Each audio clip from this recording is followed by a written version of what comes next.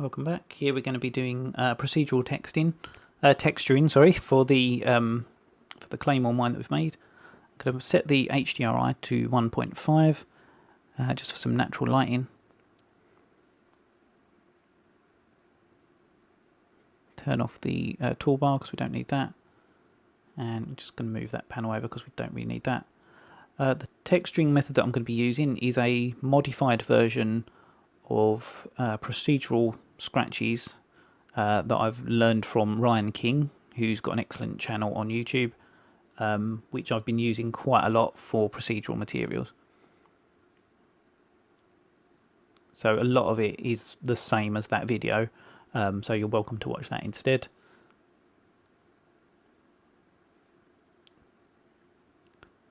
So we're going to start out with the noise texture. We're going to make 4 levels of detail for this model, so it's going to have 4 different types of scratches on it.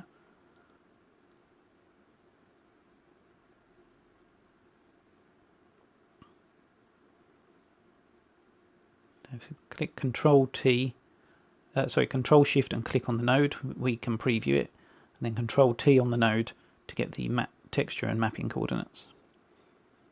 Because I've set up UVs, I'm going to plug those into the vector and change the scale up to 25. You can see that that is the effect that we're having on the model. Next we're going to set up a value node so that we can control all 4 sets of scratches with one slider.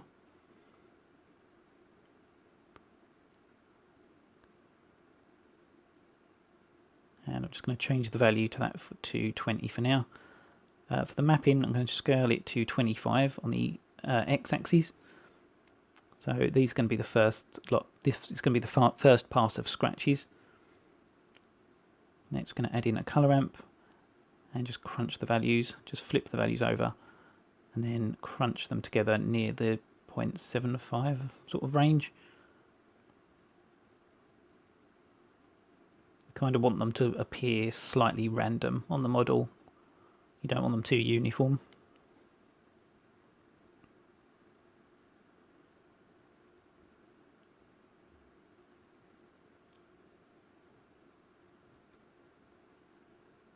Next, just to keep everything nice and neat, just as in Ryan's video, we're just going to add in a frame around these and label it as the details. So detail 1.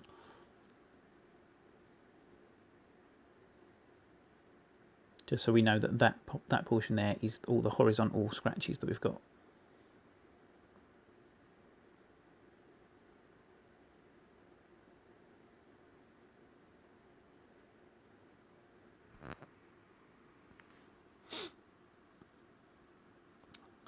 Next we're going to select all of detail 1 and Control Shift D to duplicate it above while keeping the connections to the value and texture coordinates.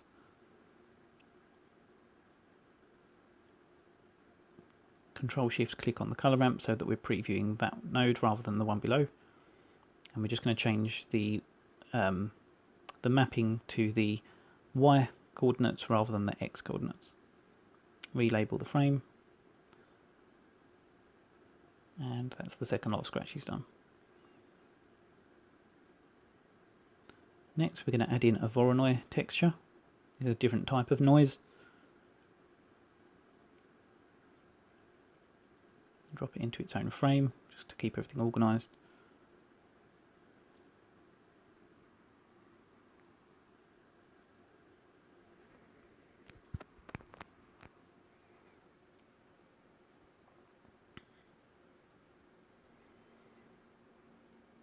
Connect up the vector and the scale and change that over to distance to edge. And if we preview that node, you can see it's kind of like a cracked pattern. I'm going to drop in a color ramp, and we're going to use this to make those lines a lot thinner.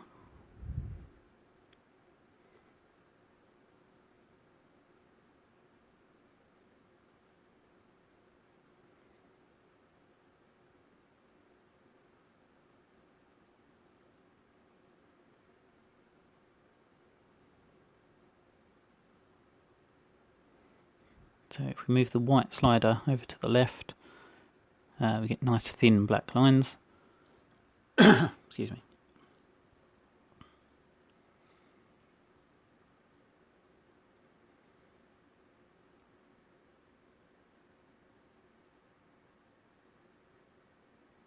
I'm just going to move this up to make a bit of space, and then we're going to select both of these, Control-Shift-D, and just move them down.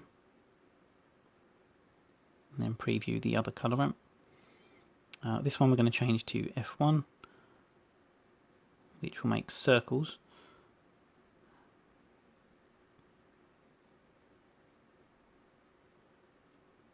And we're going to use the circles to cut out the lines from the other noise texture.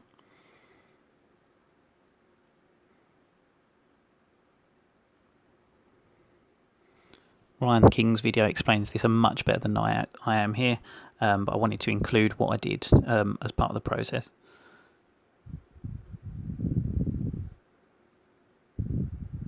So plug that into a math node, set it to clamp,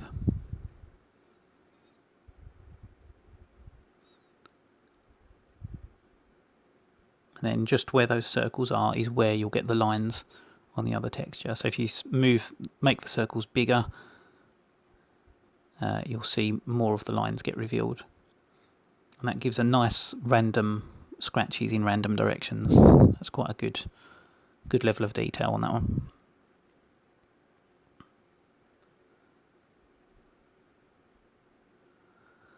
Next, we're going to duplicate that whole frame. So everything in that frame we're going to duplicate and rename the frame to Detail 4.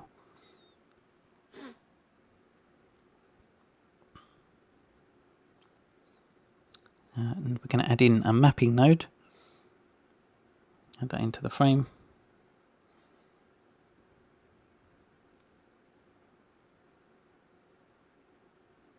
Just reorganize these a little bit. Now I'm going to plug the vector into both noise textures.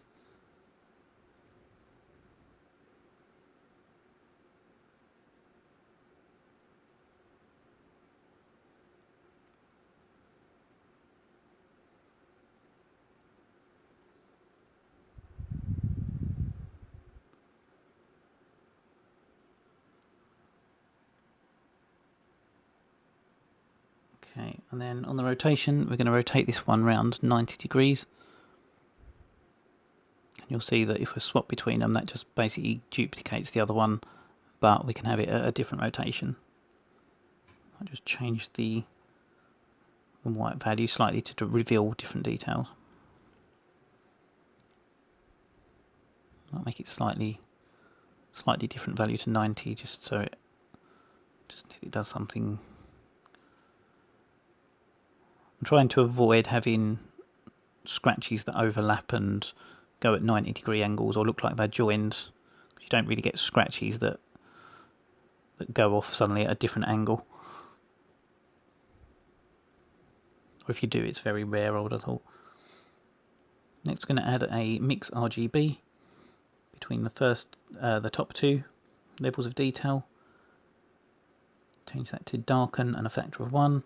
Duplicate that mix RGB and do the same for the bottom two. And then duplicate that top one again and use that to mix the top two and the bottom two. So we've just got one output, and that will put all the scratches on the model in one go.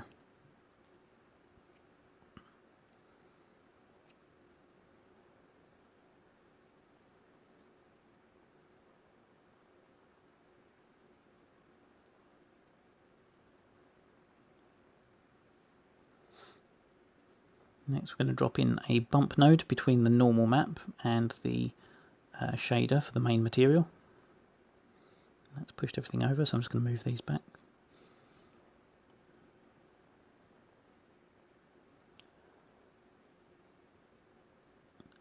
And then the scratches, we're going to plug those into, I'm just going to move these down a bit, I'm going to plug those into the height of the second bump.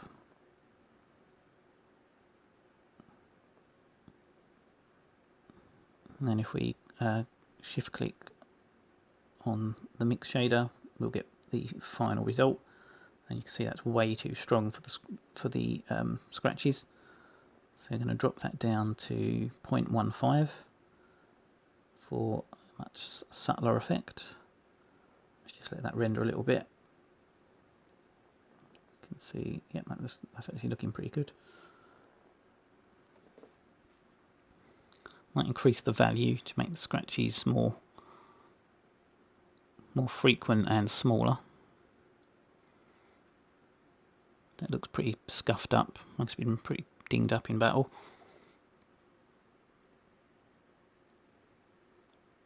Carried around, thrown in I think they have a bandolier bag that they carry claymores around in with the triggering wire.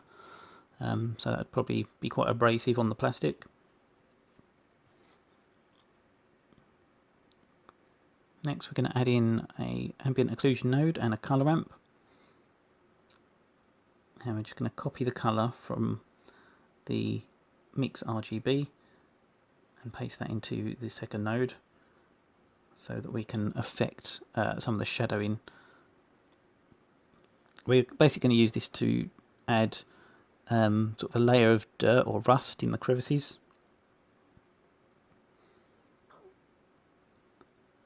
So that first node there, we're going to change that to a sort of a brownish colour.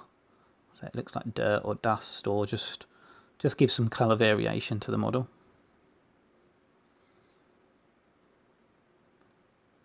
Just playing with the values, the saturation and the darkness, the brightness. Just going to turn the, I've got sort of default lights set up in the scene, which I got from Curtis Holt videos. He's another excellent YouTuber. I watch quite a lot of his videos as well. He's got very good eye for detail, and he does some really good reviews on new tutorials and things coming out. So here I'm just adding extra colour stops into the colour ramp, so we can vary the colour. We don't want it looking too flat.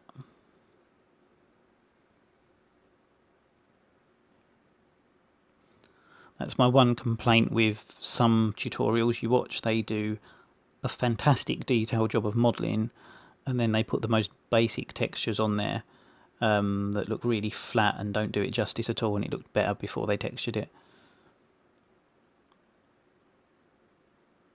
Each to their own, I suppose, but it just my personal pet peeve. Again, just fiddling around, trying to get. It's quite a muted green, I think, that these things normally are. Verging on pastel, perhaps, but yeah, that looks about right, I think. You could spend all day just tweaking these values, and after a while everything starts to look right, so you do need to refer to your reference quite often.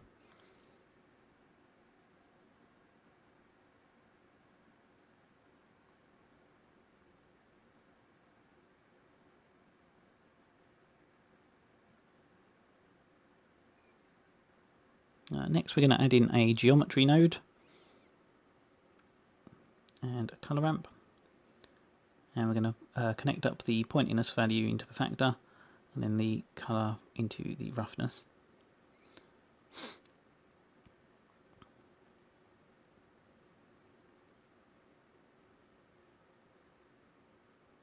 And then we're going to change these sliders.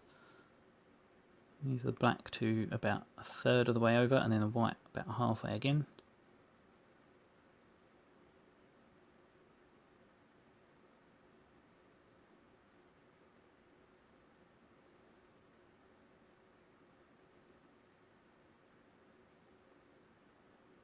I feel like this needs to be slightly darker again.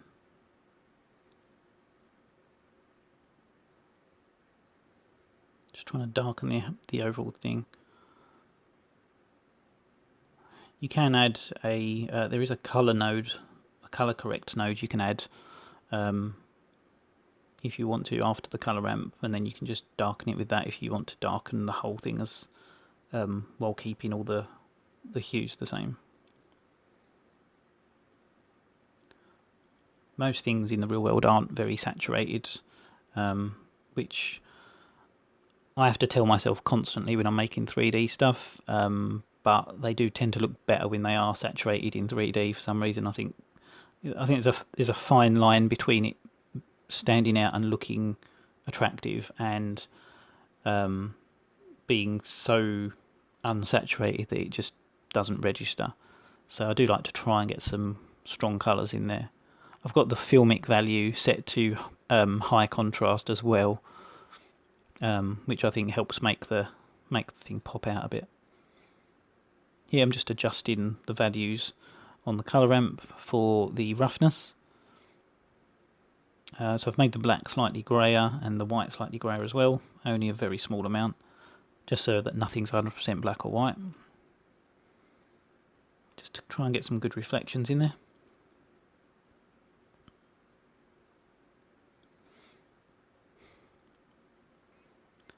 Next we're going to add in a noise texture. And another bump node. Drop that in between the other bump node and the normal, and then plug the noise into the high, and you can see that makes a big mess of the model. So we're going to drop the strength down to 0.02. And what this is doing is it's affecting the surface of the plastic. So plastic is very rarely perfect. It's usually got slight warps in it, and they catch the light differently because it's very reflective material. So only need a very subtle amount, but just so that where it reflects light, it's not completely uniform.